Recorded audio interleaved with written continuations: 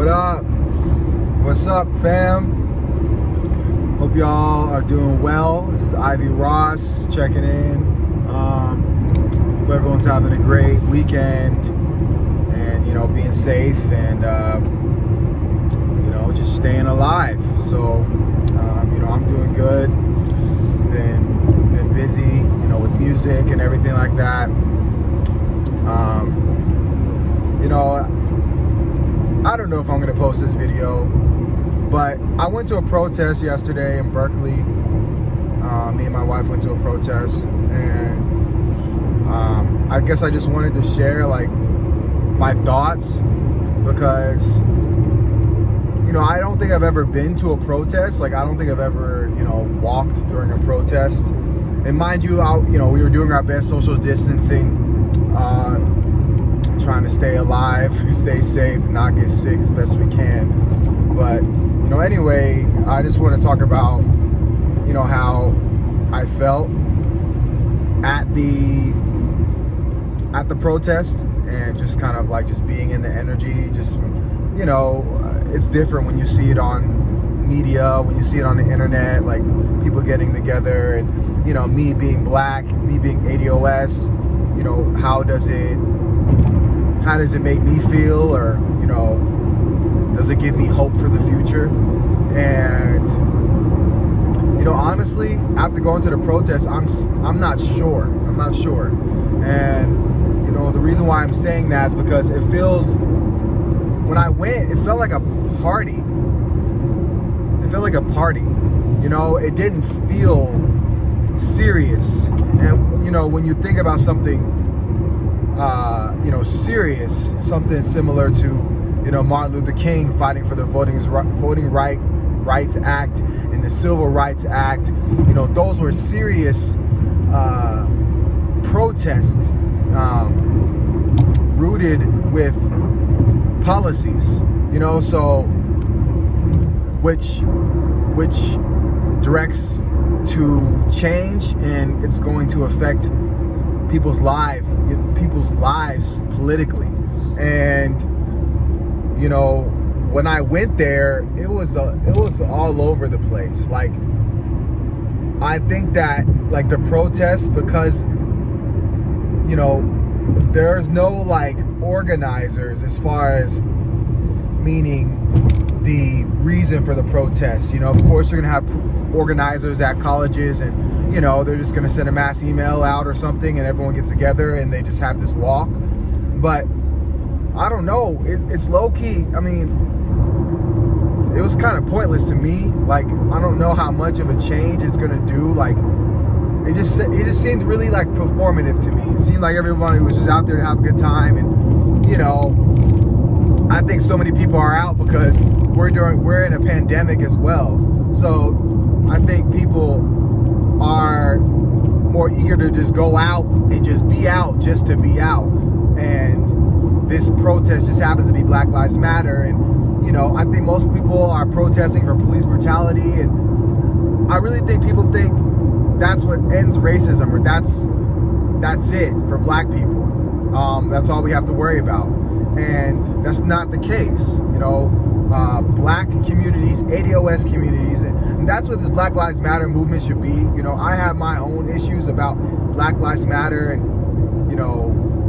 I've heard rumors about how George Soros and really connected white people have hijacked the Black Lives Matter movement, and I can't say that I don't believe them. Just looking at their website, it just seemed like another Democratic shill website. I don't think it's not really specific on black life. It says Black Lives Matter, but it's, I don't know, their policies or whatever they're pushing for is an all lives matter thing, you know what I mean? So, and to me, someone who's pushing for reparations, someone that understands that, we need to get to the root problem, which is, us being economically locked out since slavery and Jim Crow. I think it's distracting. And, I see a lot of people, I see people saying Brown Lives Matter, and seems like people are infusing like the people of colorness into Black Lives Matter. So they're saying Black Lives Matter, but it's not specific about black life. As far as what I'm taking, I don't think people are really taking it serious because no one's focusing on like a specific policy, you know. So these protests aren't going to do anything. Just like all the past protests that people have had, it doesn't do shit. You know, the ones that are actually the protesting that's actually revolutionary is when everyone is single-mindedly like pushing for a bill or pushing for policies that will transform something. And I feel that people, you know, aren't trying to confront that. I think people just are out there, you know, trying to have a good time, and of course, you know, fighting against racism, because everyone agrees that racism is bad. You know, I think it's so easy to just do that, like, end racism. Like, I think yesterday it was like, you know, racism burial. I mean, I guess that's cool symbolically, but ending racism is giving reparations to ADOS, you know, because the racism is embedded in the power that white people have over us, and how we have to,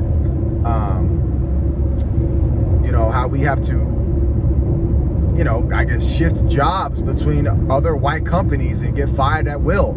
You know, I shared something online about how my job, you know, let me and all the black people at the office go, which is true. In response to their Black Lives Matter, they posted some Black Lives Matter post saying that they're gonna donate $50,000. I'm like, why don't y'all just donate? No. Why don't y'all just put a black person on salary? You know, with that same 50, you weren't even paying your black people $50K a year. If you don't get out of my face with this weak ass, fake ass shit. Sorry about my language. I've been trying not to cuss too. But anyways, I digress. That's a whole nother situation. But I just think about how, you know, I lost my job and I had to readjust. And this is like normal for ADOS life. You know, we built this country, but yet we have to like pick up scraps every other day if it's any other bad rainy day. You know what I mean? Other groups don't have to do that. They have their own communities. You know, there's some refugee black people that get they get benefits from the US government just from being refugees, but we can't even get reparations, you know. So it's just telling. So anyway, you know, these protests, I don't, you know, that to me, that's the last protest I'm gonna go to until like I know we're all going to protest, like to push something, to pressure politicians, you know, speaking out our voice. You know, I don't know. And so I, you know, brought a sign with me, and I wrote reparations on it, big ass words, reparations, and I was flipping that. And I don't know, like the responses that I was getting from people, like white people, they were like that. They were like, what the hell, you know? And I think it's telling. I think it's telling that they're not ready for that conversation. I don't think they're ready to really give up their whiteness, because giving up their whiteness is actually having black people be on equal footing with them. White people have been given benefits and handouts way before Jim Crow, way before slavery. They've been able to elevate to a level where black people can never compete. But when reparations comes, when we get it to what we want it to be, we want to get what's owed so that we can actually compete in society. And I don't know if white people are trying to have that conversation. The white people at these protests on what I'm saying. You know, and so I know a lot of these white people, you know, they were Bernie Sanders supporters and all that kind of stuff. And I've had my own run-in with people like that support Bernie Sanders, you know, when we were demanding reparations from Bernie Sanders. And all these white people, all these liberals, they were gaslighting me. They were trying to tell me to shut up. They were trying to tell black people in ADOS to shut up, saying, oh, you're getting free health care, you're getting you know, student loan forgiveness, you should be happy with that. You know, like reparations won't happen. Like, they totally, just shut us up. And I have a feeling all these Bernie Sanders supporters are out there now doing these protests, leading these protests, but actually not giving a shit about black people. And back to my job. Like I said, my job posted some Black Lives Matter thing. I can see the people at my job. I can see the damn CEO of my company. Sorry for spitting. I can see the CEO of my company going to like, oh, Black Lives Matter at a protest. But then, on her own time, she's firing off all the black people just to maintain her business. And to me, that is fake. That's lying. You don't care about black life, because black life is about actually us being vulnerable because of our situation, being in impoverished communities and not having generational wealth like y'all do. We don't have that. So I think it's predatory as hell, when you hire us to do expendable jobs and you fire us, and then you go to a Black Lives Matter, or you post hashtag Black Lives Matter, or you make some whatever the hell that black box was supposed to do. If anything, that black box should have said reparations now, defund the police, invest black communities, end police brutality, end white supremacy, black liberation. If there were like hashtags within these boxes and all those people reposted that, then we'd be talking. But if no one gives a shit about no black box, like, I think half of y'all that posted that black box, I think if anything, it helped your Instagram account, like the aesthetics of your Instagram account. I think it made it look good. So it was like, oh, that's not something too extreme for my followers, and so I don't lose any followers, my racist followers. So I'm just gonna post this black box, because I stand with black people. But you don't stand with black people. So, I just think these protests, now that I'm seeing it, it's being like the conversation is being, derailed by liberals, and they're making it about class. And then I think people, think it's about melanin. It's not about melanin. It's not about melanin. If you look at the cops that are killing black people, they are ADOS black people.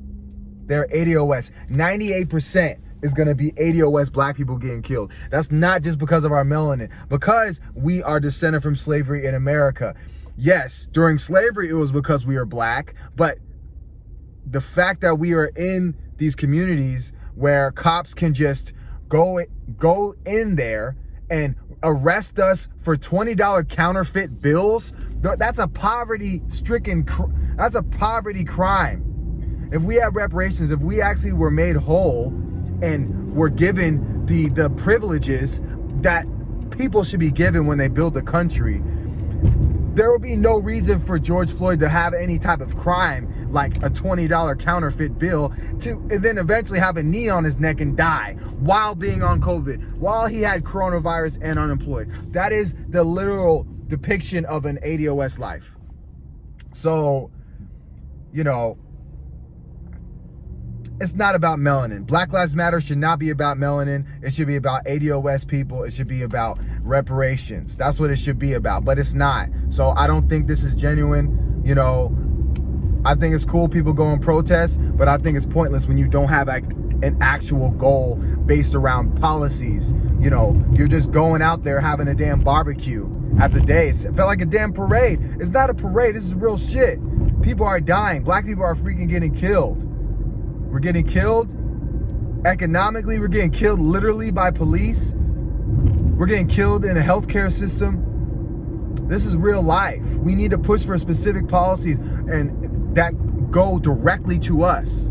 And we have an answer for that. It's reparations. You guys need to push that shit. Anyway, I think I'm done ranting or giving my opinion about the protest. Yeah, I think, I'm sure these people meant well.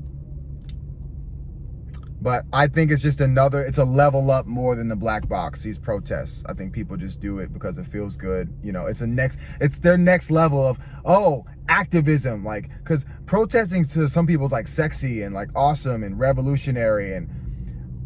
But I don't think, if it's not like around policies or like specific things, I don't see the, the depth of it.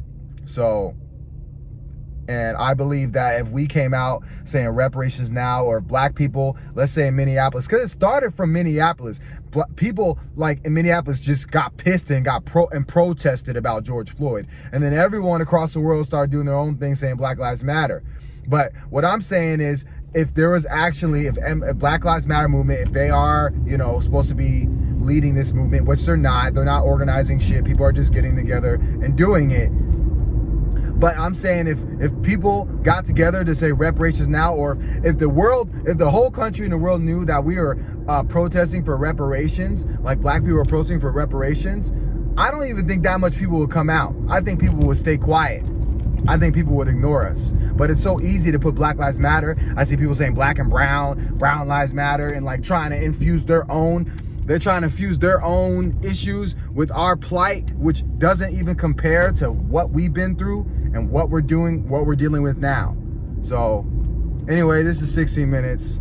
I didn't want to go too crazy on this, but anyway, make sure you guys like and subscribe. And yeah, if you, enjoyed my video, please share it, show it to your friends. And yeah, Ivy Ross out. Peace.